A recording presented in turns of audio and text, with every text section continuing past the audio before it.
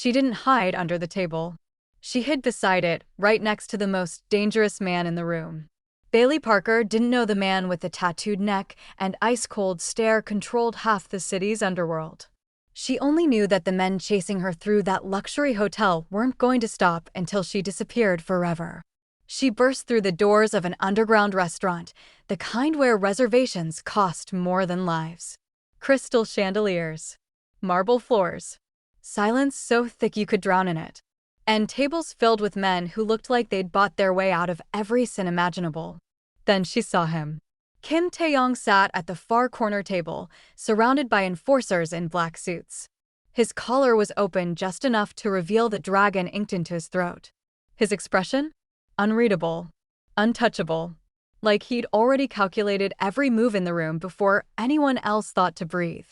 Behind her, footsteps echoed. Heavy. Deliberate. Closing in. She had 2 seconds to choose. Run toward the exit and get dragged into a van. Or drop to her knees beside a man who looked like he could end the world with a single word. So she chose the devil she didn't know. Bailey collapsed beside his table, her silver dress pooling around her, her breath ragged, her hands shaking. The entire room froze.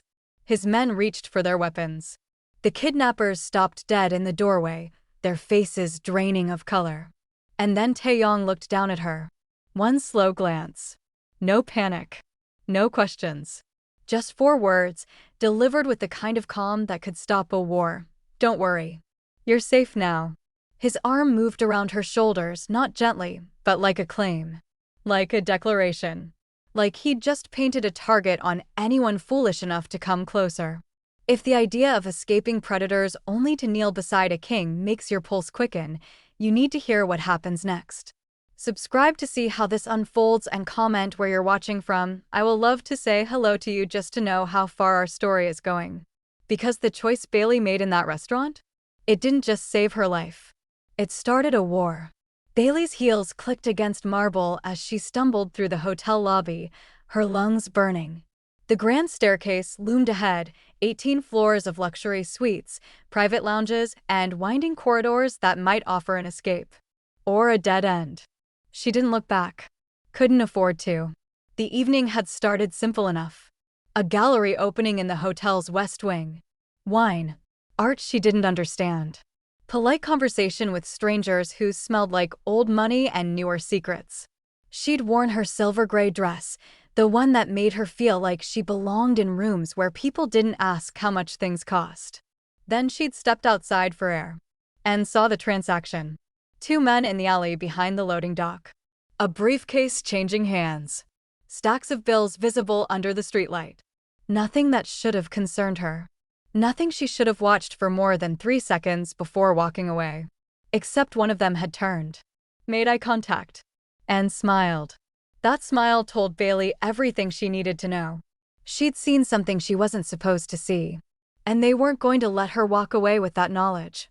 She'd run before her brain could catch up to her instincts. Now, 20 minutes later, her instincts were the only thing keeping her alive.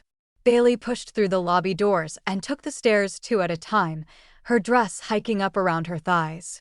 Behind her, footsteps echoed, steady, unhurried. They weren't chasing her like predators hunting prey. They were herding her like ranchers corralling livestock. They knew she had nowhere to go. The second floor opened into a hallway lined with mirrors and gold fixtures. A young couple emerged from their room, laughing, champagne-drunk, and oblivious. Bailey nearly collided with them. Sorry, she gasped, pushing past. The woman frowned. The man called after her. But Bailey was already gone, rounding the corner toward the service elevator. Locked. She cursed under her breath and kept moving. The 3rd floor. The 4th. Her calves screamed. Her dress clung to her skin, damp with sweat and terror. On the 5th floor, she heard them split up. One set of footsteps continued up the main staircase. Another peeled off, taking the corridor to her left. They were cutting off her exits. Tightening the net. Bailey's mind raced. The hotel had security. She could find a guard. Scream. Make a scene. Get them arrested. Except she didn't know who these men were. Didn't know who they worked for. And something about the way they moved, calm, efficient, entitled, told her that hotel security wouldn't be enough. She needed more than uniforms and badges. She needed power. The 7th floor opened into a private lounge area. Leather chairs. Low lighting. A bar that probably charged $50 for a single pour. And at the far end, a set of double doors with a brass plaque that read, "Private dining. Reservations required." Bailey didn't hesitate. She grabbed the handle and pulled. The doors opened soundlessly, and she stepped into another world. The room was larger than she expected. Vaulted ceilings. Chandeliers that looked like they'd been stolen from Versailles. Tables draped in black silk, each one occupied by men who wore wealth and violence like matching accessories. No one looked up when she entered. Or maybe they did, and their gazes were so practiced at dismissing irrelevant things that Bailey didn't register. She moved quickly, scanning for exits. There, a door on the far side, probably leading to the kitchen. If she could then she saw him. Corner table. Furthest from the entrance.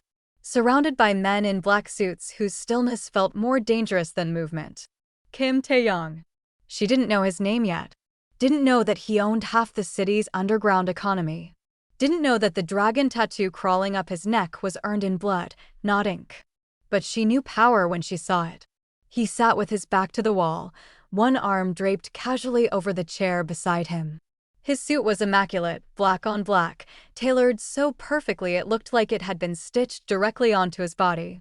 His hair was slicked back, dark and severe. And his face. His face was the kind of calm that came from knowing nothing in the room could touch him. Bailey's feet moved before her brain caught up. Behind her, the double doors opened again. Heavy footsteps. Familiar voices, low and sharp. There. She didn't turn around. Just dropped. Her knees hit the floor beside Taeyong's table with a soft thud, her dress pooling around her like spilled mercury. Her hands gripped the edge of the tablecloth. Her breath came in ragged gasps. The entire room went silent. Every conversation stopped. Every fork paused midair. Every eye turned toward the corner table where a terrified woman had just collapsed beside the most dangerous man in the city. Taeyong's men moved instantly.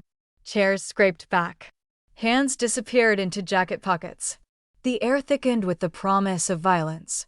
But Tayong himself didn't move. He simply looked down at her. One slow glance. No surprise. No irritation. Just assessment. Bailey met his eyes and saw nothing. No warmth. No curiosity. Just a black, endless calm that made her wonder if he'd ever felt fear in his entire life. "Please," she whispered. She didn't know what she was asking for. Safety. Time. A miracle. Taeyong's gaze shifted past her, toward the doors. The kidnappers stood frozen in the entrance. 3 of them now. Broad-shouldered. Faces hard. But their confidence had evaporated the moment they'd seen where Bailey had chosen to hide. One of them took a step forward. Tayong raised one finger. That's all it took. One finger. A gesture so small it barely registered. But the man stopped like he'd hit an invisible wall. The silence stretched. Then Tayong spoke, his voice low and precise, each word landing with the weight of an executioner's blade. "Don't worry. You're safe now." His arm moved around Bailey's shoulders, not gently, but deliberately. A claim. A declaration. A line drawn in blood-red ink. The room understood instantly. She was his now.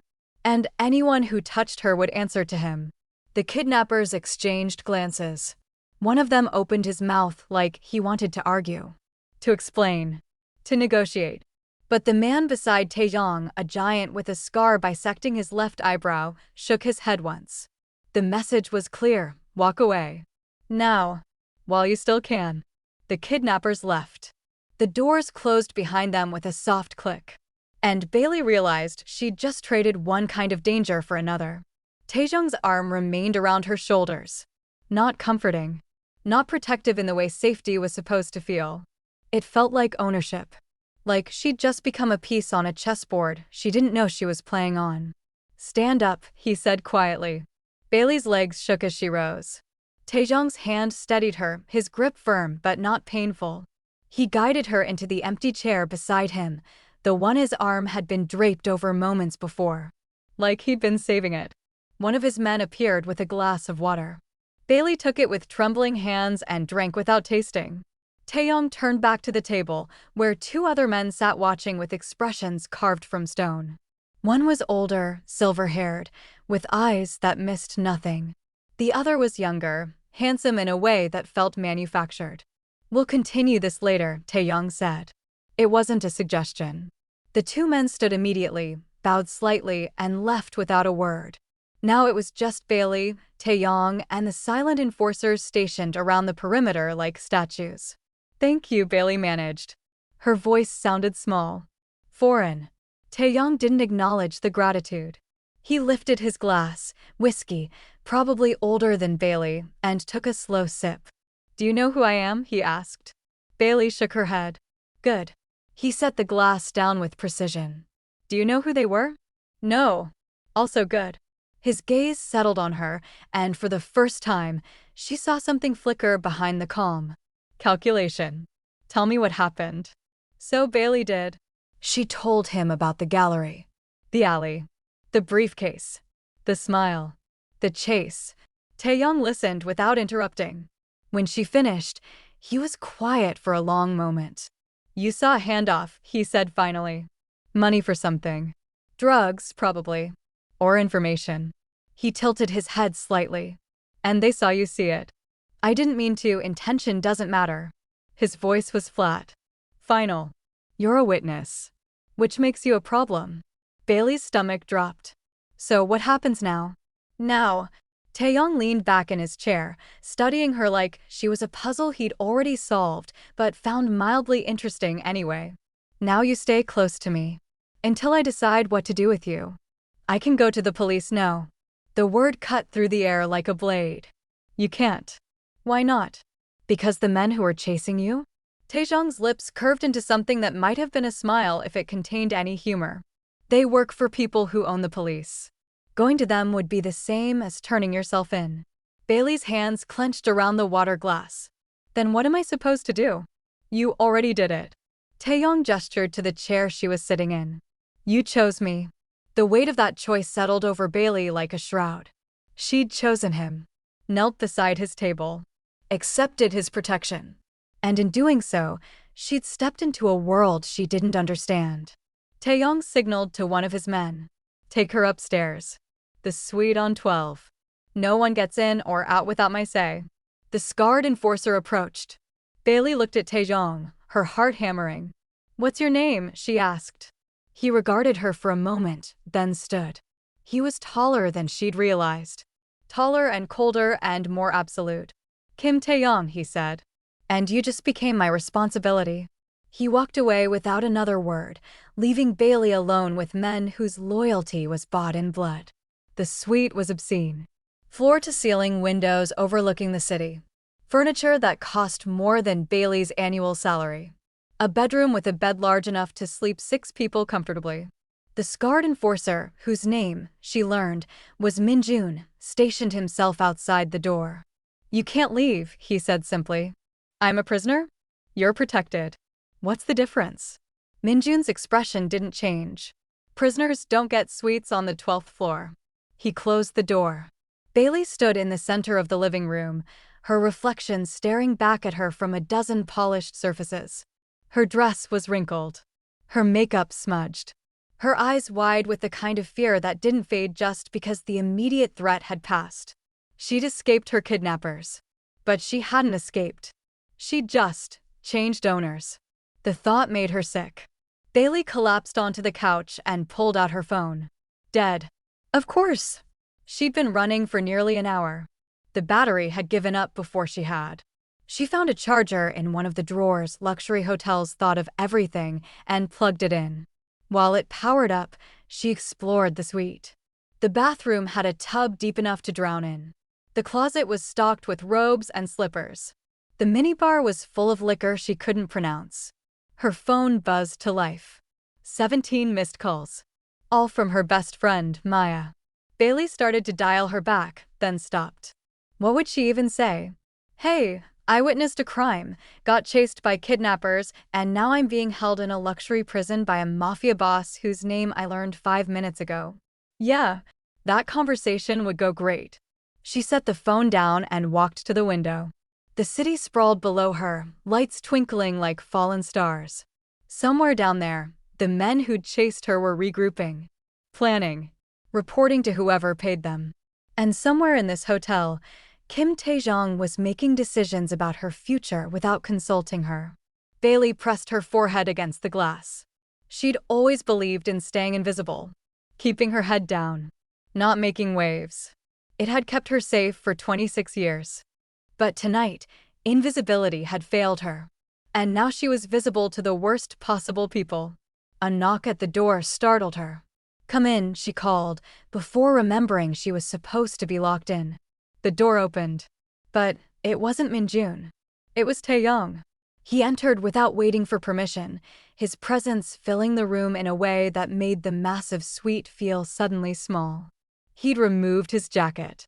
His sleeves were rolled up, revealing forearms corded with muscle and marked with scars that looked like they had stories Bailey didn't want to hear. "You didn't eat," he said. Bailey blinked. "What?" "Downstairs. You didn't eat." He gestured toward the door. "Room service is bringing food." "I'm not hungry." "You're in shock." "You'll eat anyway." He moved to the bar and poured himself 2 fingers of something amber.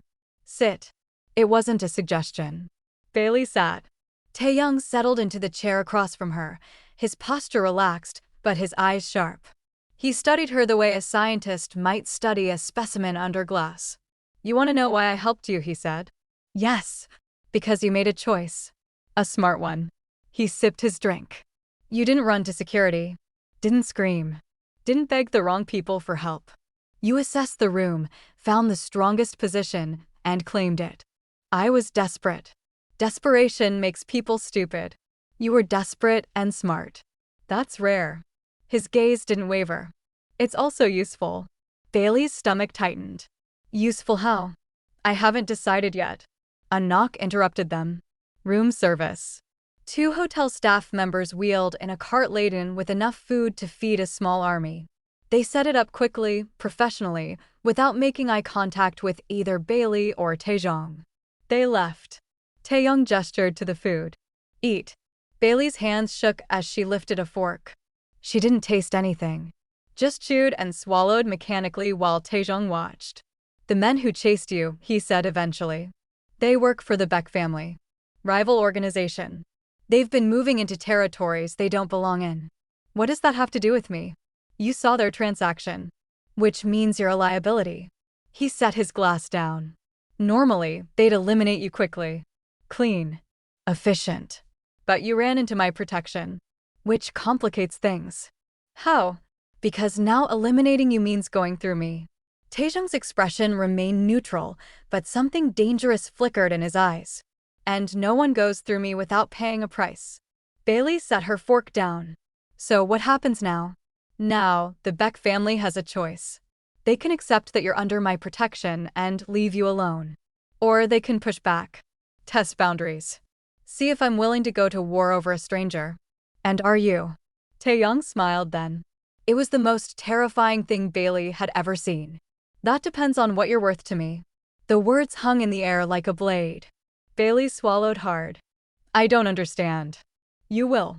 He stood, buttoning his cuffs with precise movements. "There are rules to my protection. You'll follow them. No arguments. No exceptions." "What rules?" "First, you don't leave this hotel without my permission. Second, you don't contact anyone outside without clearing it with me first. Third, you do exactly what I tell you when I tell you." He paused. "And fourth, you trust that I know what's best for your survival. Even when you don't understand why." Bailey's throat tightened. "That sounds like prison." "Prison is where you'd end up if the Beck family got their hands on you. This is protection." Taeyong moved toward the door. "The difference is significant. You'll learn to appreciate it." "And if I don't want your protection?" He stopped, turned, looked at her with something that might have been pity if you were capable of such softness. "Then you walk out that door right now," he said quietly. "I won't stop you. but you won't make it to the lobby before they find you. And what they do to you after that? He shook his head. I can't help you once you've refused my claim. Bailey's hands clenched in her lap. This isn't fair. No, it's not. Tayong's expression remained impassive. But fairness is a luxury you lost the moment you saw that briefcase change hands. He left. The door closed with a soft click. And Bailey sat alone in her gilded cage, understanding for the first time that safety and freedom weren't the same thing. She'd chosen survival. Now she had to live with the cost. The next morning, Minjun brought breakfast and a phone. Not Bailey's phone. A new one. Untraceable, he explained. With one number programmed into it. Mr. Kim wants you to call your employer, Minjun said. Tell them you're taking emergency leave. Family crisis. 2 weeks minimum. Bailey stared at the phone. What if I don't have an employer? Then call whoever will notice you're missing. Maya. Bailey thought of her best friend. Her roommate. The person who'd probably already filed a missing persons report. She dialed the programmed number first. Tayong answered on the first ring. Yes. What am I supposed to tell her? The truth. You're safe. You'll explain later. And you'll be home soon. A pause. Make it convincing. He hung up. Bailey called Maya with shaking hands. Oh my God, Bailey. Maya's voice cracked with relief. Where the hell are you? I've been losing my mind, I'm okay, Bailey cut in. I'm safe. Something happened and I need some time. What happened? Are you hurt? Do you need me to come get you? No, I'm fine. I promise. I just need a few days to figure things out. Figure what out? Bailey, you're scaring me. I know. I'm sorry. I'll explain everything soon. I need you to trust me right now. The silence on the other end was heavy with doubt. Are you in trouble? Maya asked quietly. Bailey closed her eyes. I'm handling it. That's not an answer. It's the only one I have right now. Another pause. Then, okay. But if you're not back in 3 days, I'm calling every cop in this city. Deal. They hung up. Bailey set the phone down and realized her hands were steadier now. Maybe because lying to Maya had required her to sound convincing. Or maybe because she was starting to accept the impossible situation she'd landed in. Minjun knocked and entered. Mr. Kim wants to see you. Downstairs. Private lounge. Bailey followed him through corridors she hadn't seen before. Service hallways. Staff-only elevators. The hidden arteries of the hotel where the machinery of luxury operated out of sight. They emerged into a lounge that looked like it had been designed for people who thought regular VIP rooms were too common. Dark wood. Leather furniture. Walls lined with bottles that probably cost more than cars. Tayong sat at a corner table with 3 other men. They stopped talking when Bailey entered. Sit, Tayong said, gesturing to an empty chair. Bailey sat. The men at the table studied her with varying degrees of interest. One was the silver-haired man from last night. Another was young and sharp-eyed, with a smile that didn't reach his eyes. The third was older, heavy-set, with hands that looked like they'd broken more than a few bones. This is her, the young one asked. Yes, Tayong said. She doesn't look like much. Looks are irrelevant. The silver-haired man leaned forward. The Beck family sent a message this morning. They want her returned. Bailey's blood went cold. Taejong's expression didn't change. What was your response? That she's under your protection. And that any further inquiries should be directed to you personally. Good. Taeyong turned to Bailey. Do you know why they want you? Because I saw something I shouldn't have? Partially. But there's more. He nodded to the silver-haired man, who slid a tablet across the table. Bailey looked at the screen. It showed surveillance footage from the hotel's exterior. The alley where she'd seen the transaction. But the angle was different. Clearer. And she could see herself. Standing in the background. Phone in hand. Her stomach dropped. You took a photo, Taejong said. I didn't. Bailey's mind raced. She'd pulled out her phone to check the time. Hadn't she? Or had she? I don't remember. Your cloud storage does. The young man smirked. Auto-upload. The photo's been sitting on your account for 12 hours. Bailey felt sick. I didn't mean to. Intention doesn't matter, Taejong repeated. You have evidence of a Beck family transaction, which means you're not just a witness anymore. You're leverage. I'll delete it. Too late. They know it exists. Deleting it now changes nothing. Taeyong's gaze locked onto hers. Which means you're valuable. To them. And to me. The room felt like it was shrinking. I don't understand, Bailey whispered. You weren't chosen randomly, Taeyong said quietly. The moment you took that photo, you became a player in a game you didn't know existed. And when you ran into my protection, he leaned back. You chose a side. The weight of it crushed down on her. She hadn't stumbled into his world by accident. She'd been pulled into it. Marked. Targeted. And Taejong's protection wasn't mercy. It was strategy. What do you want from me? Bailey asked, her voice barely audible. Taeyong stood, his presence filling the room like a storm gathering strength. I want you to understand something, he said. You're not hiding anymore. You can't. The Beck family knows your face. They know you have evidence that could damage them. And they will come for you. He moved closer, his voice dropping to something almost gentle. But they won't touch you. Because you're mine now. And I protect what's mine. Bailey looked up at him, this man who commanded fear with his silence, who wielded power like a language she was only beginning to understand. Why? She asked. Why protect me at all? Taejong's lips curved into something that wasn't quite a smile. Because you made yourself useful the moment you knelt beside my table, he said. And I never waste useful things. He walked away, leaving Bailey with the crushing realization that she hadn't escaped her kidnappers. She'd just become something more dangerous. A weapon. And Kim Tae-yong was the one holding the trigger. The message arrived 3 days later. Bailey was in the suite when Minjun brought it in a black envelope with no return address. He handed it to her without a word, then positioned himself by the door, his hand resting casually on the gun beneath his jacket. Inside was a single photograph. Her apartment building. Taken yesterday, judging by the timestamp in the corner. And standing on the front steps, oblivious and smiling, was Maya. Bailey's hands shook as she turned the photo over. For words, written in red ink, we know where she lives. The envelope slipped from her fingers. Minjun was on his phone immediately. We have a problem. 20 minutes later, Bailey sat across from Taeyong in the same private lounge where he'd told her she was valuable. Where he'd told her she was his. Now his face was carved from ice. They're escalating, he said quietly, studying the photograph. Faster than I expected. They're threatening my friend. Bailey's voice cracked. Because of me. Because of me. Taeyong set the photo down with precision. They're testing boundaries. Seeing if protecting you is worth more to me than avoiding a war. And is it? He looked at her then, and something flickered behind the cold. Something she couldn't read. Yes, he said simply. The word landed like a promise and a threat. Tayong made a call. Within an hour, Maya was picked up by 2 of his men, professional, polite, and absolutely terrifying. She was brought to a safe house across the city.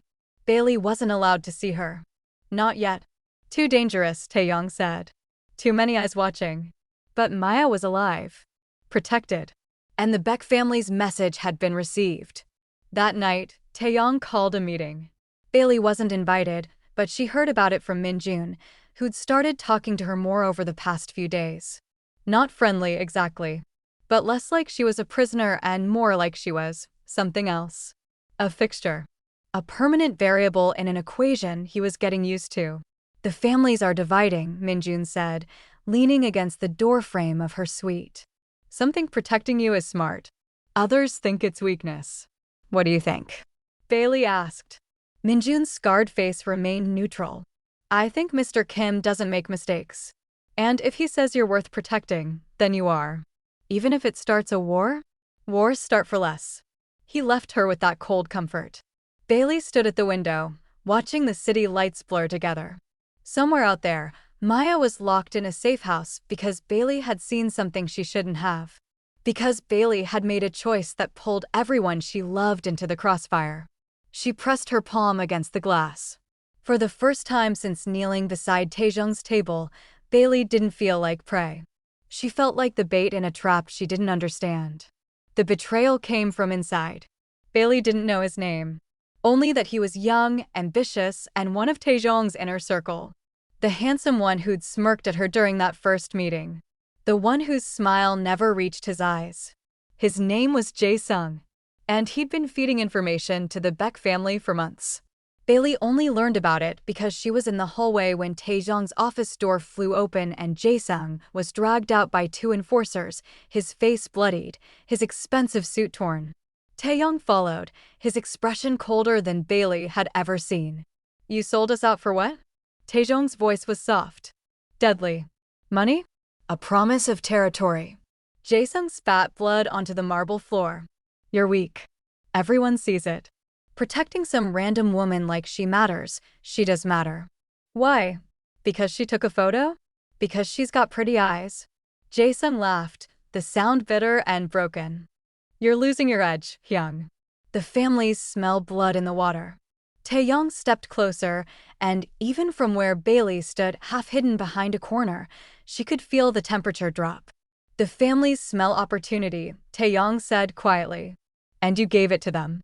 Every meeting I held, every decision I made, you fed it all to the Baeks." He tilted his head. "How much did they pay you to sell your brothers out?" Jae-sung said nothing. Taeyong turned to the enforcers. "Take him to the old warehouse. Let him think about the cost of betrayal before we discuss consequences." They dragged Jae-sung away. Taeyong stood alone in the hallway, his shoulders tight, his jaw clenched. Then he saw Bailey. She froze. He didn't say anything, just looked at her with those black, unreadable eyes. Then he walked past, his footsteps echoing like a countdown. Bailey returned to her suite, her mind racing. Jae-sung had betrayed Taeyong because of her. Because protecting Bailey had made him look weak, vulnerable. And now people were paying for it. She sat on the edge of the bed, her hands shaking. This was her fault. All of it. Minjun found her an hour later, staring at nothing. "Don't," he said simply. "Don't what?" "Blame yourself." He leaned against the door frame, his arms crossed. "Jae-sung was dirty long before you showed up. We just didn't know it. You gave him an excuse to act. That's all. An excuse that might start a war. The war was already coming. You just made it happen faster." Minjun's expression softened, just barely. "Mr. Kim knew the risks when he protected you. He chose it anyway." "Why?" Minjun was quiet for a long moment. Then, "Because you reminded him what it's like to make a choice that isn't about strategy. Just instinct." He left before Bailey could ask what that meant. The ambush happened 4 days later. Taeyong had a meeting scheduled at a restaurant on the east side, neutral territory, carefully chosen, heavily guarded. Bailey wasn't supposed to go. Too dangerous, Taeyong had said. But at the last minute, he'd changed his mind. Bring her, he'd told Minjun. So Bailey found herself in the back of an armored SUV, sandwiched between enforcers, her heart hammering as they drove through the city. "Why am I here?" she'd asked Taeyong. He'd looked at her with that unreadable expression. "Because they need to see that I wasn't bluffing. That you're not hidden away. That my claim is real. So I'm a symbol. You're proof." The restaurant was smaller than the hotel's private dining room, but no less intimidating. High ceilings. Low lighting. Tables occupied by men whose faces Bailey recognized from news reports and crime documentaries. She stayed close to Taeyong, her hand brushing against his arm as they walked through the room. His presence was a shield. A declaration. Every eye followed them. They took a table at the back. Taejong's men fanned out, positioning themselves at exits and corners. The silver-haired man, whose name Bailey had learned was Sangwoo, sat on Taejong's right. Bailey sat on his left. The meeting began. Low voices. Business talk. Territories and percentages and agreements Bailey didn't fully understand. She tried to focus. Tried to look composed. But her instincts were screaming. Something was wrong. She'd felt it the moment they'd entered. A tension that had nothing to do with the usual danger that followed Taeyong everywhere. This was different. Sharper. Bailey scanned the room again. The exits were covered. Taejong's men were positioned correctly. But there, in the far corner, partially hidden behind a decorative screen, 2 men in server uniforms stood too still. Too focused. Not servers. Shooters. Bailey's breath caught. She leaned toward Tayong, her voice barely a whisper. Something's wrong. He didn't look at her. Where? Far corner. Behind the screen. 2 men. They're not staff. Taeyong's hand moved beneath the table, signaling Minjun with a gesture so subtle Bailey almost missed it. Minjun shifted positions. Then everything happened at once. The lights went out. Gunfire erupted. Taeyong's hand clamped around Bailey's wrist, yanking her down beneath the table as bullets tore through the air. Glass shattered. People screamed. The smell of gunpowder filled the room. Stay down, Tayong ordered, his voice calm despite the chaos. Bailey pressed herself against the floor, her ears ringing. More gunfire. Shouts. The sounds of bodies hitting the ground. Then silence. Emergency lights flickered on, bathing the room in red. Tayong pulled Bailey to her feet. His suit was torn. Blood streaked his collar, not his, she realized. Someone else's. Move, he said.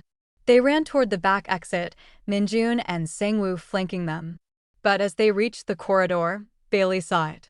Another group. Moving through the kitchen entrance. 3 men. Guns raised. Positioning for a clear shot at Taejong's back. The second wave. Bailey didn't think. She grabbed Taejong's arm and pulled him sideways, hard, just as the first shot rang out. The bullet missed by inches, embedding itself in the wall where Taejong's head had been a heartbeat before. Minjun and Sangwoo returned fire immediately. The corridor exploded with noise and light and violence. Taeyong turned to Bailey, his eyes wide with something she'd never seen before. Surprise. You, second wave, Bailey gasped. They were waiting for you to run. Taejong's jaw tightened. Then he moved, pulling Bailey behind him as his men cleared the corridor. The gunfight lasted 30 seconds. Maybe less.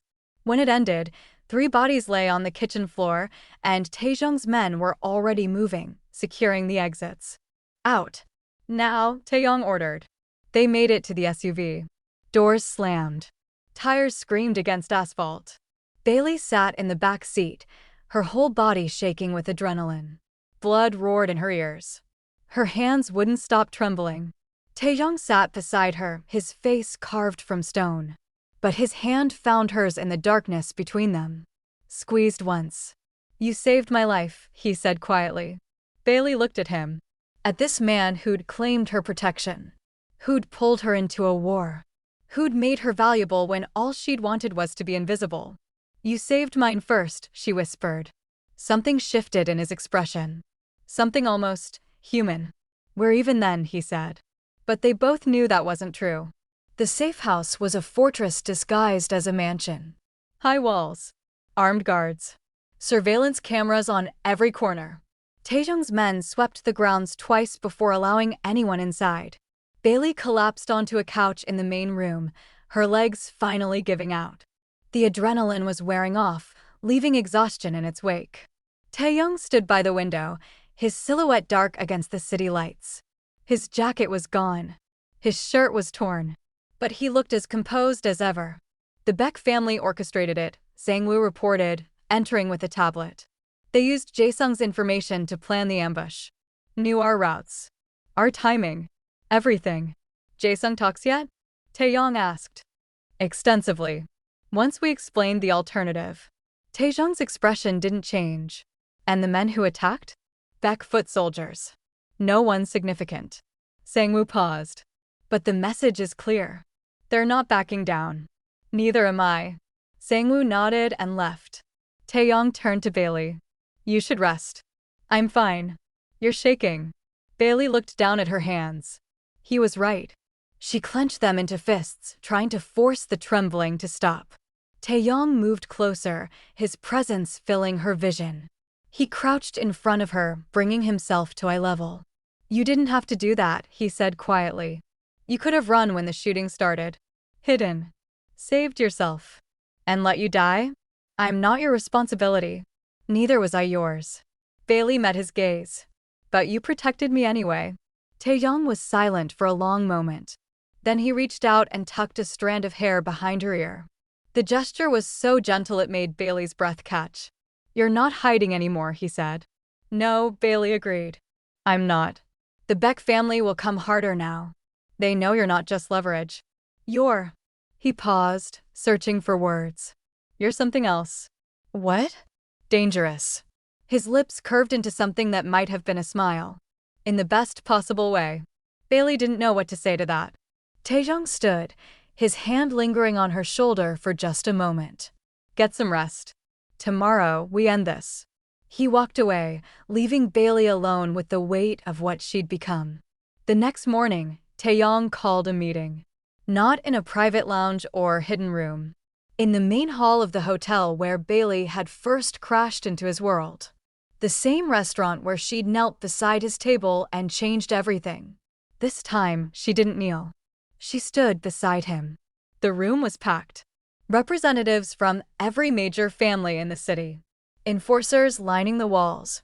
Power brokers and kingpins and men who'd built empires on blood and silence. And at the center of it all, Kim Tae-yong stood with Bailey Parker at his side. The message was clear. She wasn't hidden. Wasn't shielded. Wasn't a secret kept in shadows.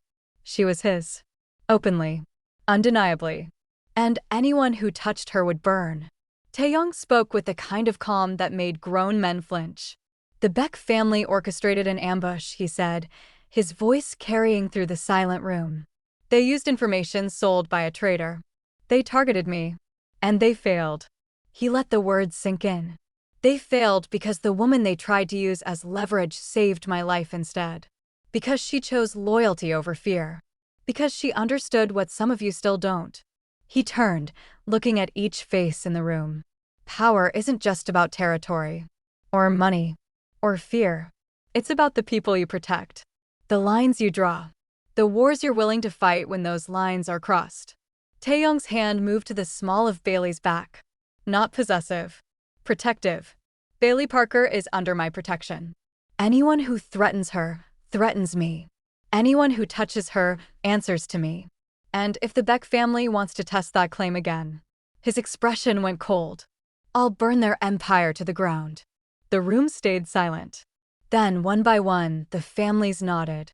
The message was received. Bailey stood tall, her silver-gray dress replaced with something darker. Stronger. Her shoulders back. Her chin raised. She wasn't the terrified woman who'd run through a hotel lobby anymore.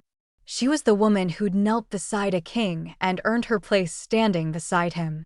After the meeting, Taeyong took Bailey to the rooftop garden, a space she didn't know existed. Private. Quiet. Away from the eyes and guns and politics. They stood at the edge, looking out over the city. "They'll come for me again," Bailey said quietly. "The Beck family. They won't stop." "No," Taeyong agreed. "They won't." "So what happens now?" Taeyong turned to her, his expression softer than she'd ever seen. "Now, you stop running. Stop hiding. You stand beside me, and we face whatever comes together." Bailey looked at him, this man who'd claimed her protection without asking. Who'd pulled her into a war. Who'd made her dangerous when all she'd wanted was to be safe. "I was never supposed to be here," she said. "And yet you are." Taejong's hand found hers. "The question isn't why you're here. It's what you do now that you are."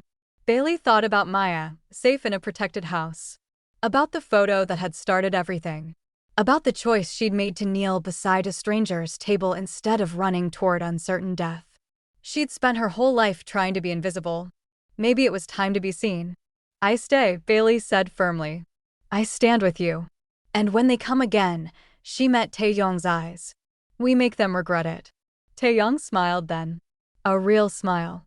The kind that reached his eyes and made him look almost human. "Good," he said. "Because I don't protect people who hide. Then it's a good thing I'm done hiding." He pulled her closer, his arm around her shoulders, the same way he'd claimed her that first night. But it felt different now. Less like ownership. More like partnership. They stood together on the rooftop, the city sprawling beneath them, the war waiting ahead of them. Bailey Parker had run into Kim Tae-yong's world to escape death. Now she stood beside him, ready to face it. And somewhere in the shadows, the Beck family was learning what everyone else already knew. When you went to war with Kim Tae-yong, You didn't just fight one man. You fought everyone he decided was worth protecting. And Bailey Parker had just proven she was worth everything. Do not forget to smash that subscribe button and comment where you're watching from. I will love to say hello to you just to know how far our story is going.